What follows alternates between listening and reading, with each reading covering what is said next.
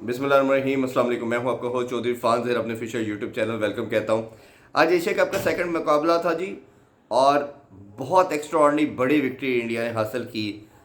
बात करें तो टॉस करके उन्होंने पहले फील्डिंग का फैसला किया। ट्राई नेशन का हमने पूरा मुकाबला देखा, उसमें देखा जिस टीम ने टॉस जीता उसने पहले बैटिंग ऑप्ट की। ये ठीक था कि शायद वो अपने आप को बॉलर्स को टेस्ट करना चाह रहे थे। इसमें दो पॉइंट ऑफ व्यू हैं।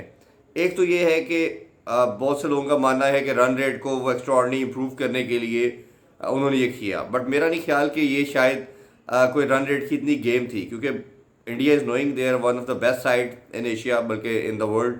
तो रन रेट पे उनका मुकाबला आना नहीं है, रियलिस्टिकली इट वॉन्ट हैपन। ये समहाउ विक्ट्री की गेम है। पाकिस्तान के साथ एक तगड़ा मुकाबला है, एक ओमान के साथ है, यूएई के साथ है। ये दोनों तो उनके लिए बस एक बड़े इजी और कैजुअल अफेयर थे। ये ज़रूर हम बात कर सकते हैं कि दिसंबर से लेके अब तक कोई उन्होंने मैच की प्रैक्टिस नहीं थी, तो अपने प्लेयर्स को, बैटर्स को पूरा एक रन देते, या वो बॉलर्स को भी थोड़ा फिर टाइम मिलता बाद में बॉलिंग करने के लिहाज से। तो ये एक उस लिहाज से एक सोच हो सकती है, बट ये बहुत वन साइडेड अफेयर रहा। और ये बात समहाउ मुझे ठीक लगती है कि शायद उनको पहले बैटिंग करना चाहिए थी, अपने एक पूरा टेस्ट करते तमाम बैटर, आल दो के वन ऑफ द बेस्ट हैं उनके पास। स्ट्राइक रेट की बात करें तो 193 का है। हमें मालूम अभिषेक का है, शुभमन गिल का कंपैरेटिवली कम है, बट आज वो भी 200 प्लस खेले।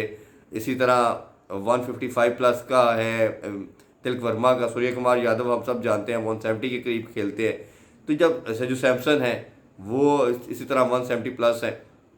तो जब इस तरह का आपका बैटिंग की स्ट्रेंथ है तो आप उसको देखना चाहिए था। शायद कहीं ना कहीं एक नंबर ऐसा है कि अभिषेक के साथ ओपन कौन करेगा, ये भी टेस्ट किया जा सकता था सुपर फोर में जाने से पहले। तो इस तरह की कुछ कम्बिनेशन है जो इनका समहाउ परमानेंट फीचर नहीं है टीम का T20 के लिहाज से।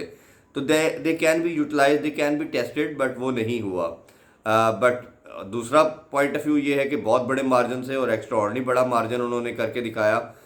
मतलब पहले 57 पे, मेयर 57 पे आपने देखे कि उन्हें ऑल आउट किया। मतलब ये बहुत बड़ी स्ट्रेंथ थी। कुलदीप यादव, हमेशा मैं कहता हूँ, मुझे तो आज तक समझ नहीं आई कि इंडिया वाले इसको टेस्ट में क्यों नहीं यूज़ करते। जितनी बड़ी ये स्किलफुल बॉलर बनता जा रहा है, क्यों नहीं किया गया। हार्डली उन्होंने 7 रन दे के चार आउट किए। इसी तरह डुबे ने भी 3 आउट किए। फिर बाकियों ने सब ने एक एक विकेट ली। चक्रवर्ती ने एक विकेट ली, 4 रन दिए मस्ट जस्ट टू ओवर्स में। वो भी क्लूलेस थे जो यूए के जितने भी बैटर्स थे। तो भारत की अगर मैं थोड़ी सी मज़ीद बात करूँ, one of the best side इसी वजह से है कि आपका जो बेंच स्ट्रेंथ है, जो पूल है, वो एक से बाद एक अच्छा आता जा रहा है। और जो लड़के परफॉर्मर हैं, अब जैसे देखें ना, किसी भी दुनिया की साइड के अंदर विराट कोहली और रोहित शर्मा अगर माइनस होते हैं तो दूसरी टीम फ़ौरन कोलैप्स कर जाए, but they are still on the peak. और उसके बाद जितनी भी सीरीज़ वर्ल्ड कप के बाद हुई हैं, almost they have one every one, वो कंटिन्यूसली हम देख रहे हैं कि वो दे आर विनिंग। तो ये एक उनके लिए बहुत अच्छा पॉजिटिव साइन है भारत के लिए। और बॉलिंग में तो आपको पता ही है, कुलदीप है, चक्रवर्ती है, अक्षर पटेल हैं, 3 one of the best spinner हैं उनके पास। और फिर जब हार्दिक पांड्या, और सबसे ऑन टॉप ऑफ इट आपके पास जब बुमराह हो, तो फिर पांचों का एक पूरा एक ब्लेंड बनता है, कॉम्बो बनता है, एक पूरी चीज़ बनती है उनकी, जो तमाम बॉक्सेस को टिक करता है। मुझे लगता है कहीं ना कहीं अर्शदीप को भी शायद इस स्क्वाड के अंदर स्क्वीज कर सकता है इंडिया, ये एबिलिटी है, क्योंकि अर्शदीप T20 के अंदर लास्ट 1.5 ईयर से सबसे ज़्यादा हाईएस्ट विकेट टेकर है। तो ये एक है। बाकी अगर पिच इसी तरह सूट करती है तो अभिषेक को नहीं भी डालते तो उनका ये स्लॉट पूरा हो रहा है।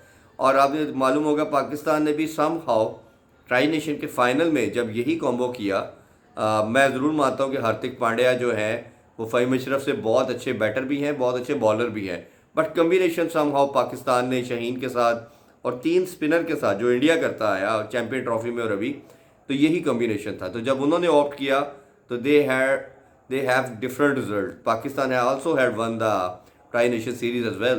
तो ये उनके लिए एक बड़ी अच्छी चीज़ है, और इस चीज़ ने बड़ा अच्छा कम्प्लीमेंट किया। तो ये पैरेलल बात करना इसलिए ज़रूरी है क्योंकि ओबियसली सबसे बड़ा मुकाबला इस साल का पाकिस्तान वर्सेस इंडिया है, 14 को खेला जाएगा और सेम वेन्यू पे होगा। यूएई के वाले से अगर बात करें तो यूएई ने जिस तरह की क्रिकेट खेली ट्राई नेशन में, पाकिस्तान से 2 मैच खेले, एक तो चले इजीली हार के, दूसरे में काफ़ी फंसाया उन्होंने। इसी तरह अफगानिस्तान के साथ दोनों टाइट मैचेस खेले, एक तो जीतने के करीब भी थे, वो अपनी गलती से बिल्कुल वो मैच हार गए, शायद समहाउ वो मैच ले चुके थे, एक टाइम पे तो 3 बॉलों पे जस्ट 5 चाहिए था, बट वो कोई रन्स नहीं बना पाए, तो वो मैच तो they should have one that match. तो अच्छे पॉजिटिव थे, शरफू बड़ा अच्छा है, फिर इसी तरह उनके कप्तान वसीम हैं, फिर जब नीचे आते तो आसिफ अच्छे हिटर हैं। बट आज की अगर बैटिंग परफॉर्मेंस देखी जाए तो सिर्फ दोनों ओपनर्स की थी, शरफू की बात करें और दूसरा जो थे वसीम, उनकी थी 20 और 19 बनाए, रेस्ट पूरा कोई भी डबल फिगर में नहीं जा सका। तो वो आपको स्टैट्स बताते हैं कि they had extraordinary poor performance. और अगर आप बात करें बॉलिंग की, तो बॉलिंग तो पहले ही उनकी ज़रा बहुत वीक नज़र आ रही थी, सिर्फ एक हैदर अली मुझे एक प्रॉमिसिंग साइन नज़र आता है, बाकी जितने भी बॉलर हैं किसी के अंदर मुझे नहीं नज़र आता कि वो इंटरनेशनल लेवल पे बड़ी टीमों को कोई तंग कर सकते हैं, प्रॉब्लमेटिक पार्ट बना सकते हैं, उनकी बॉलिंग बैटिंग लाइन को ट्रबल में ला सकते हैं। तो ये एक एरिया ऑफ कंसर्न उनका ज़्यादा है।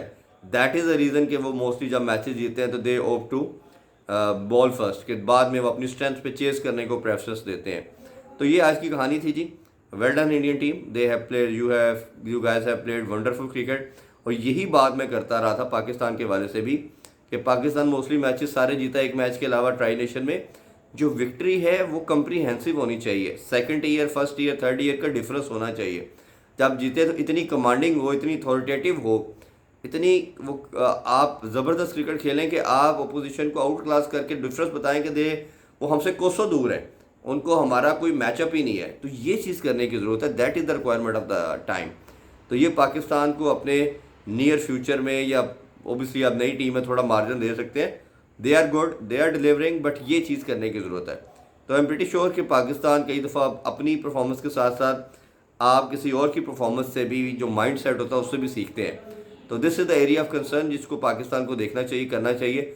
बट जिस तरह having said that in the earlier कि Bharat could have done different, वो बैटिंग करके पूरी बैटिंग के कोर को चेक कर सकता था, वो कुछ तक आगे तो डेफिनेटली बारी आएगी सबकी।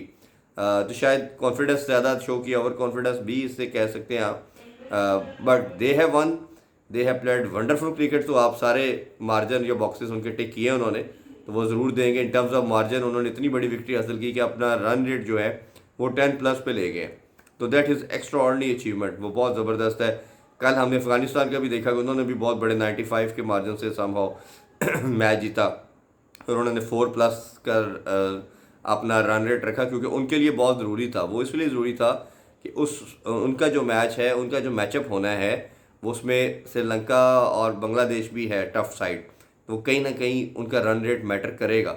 बट हमारे पूल में मेरा नहीं ख्याल कि रन रेट मैटर करेगा। Pakistan, India will through from this stage, and super 4 might be definitely run rate will come again, but वो एक सिनेरियो है।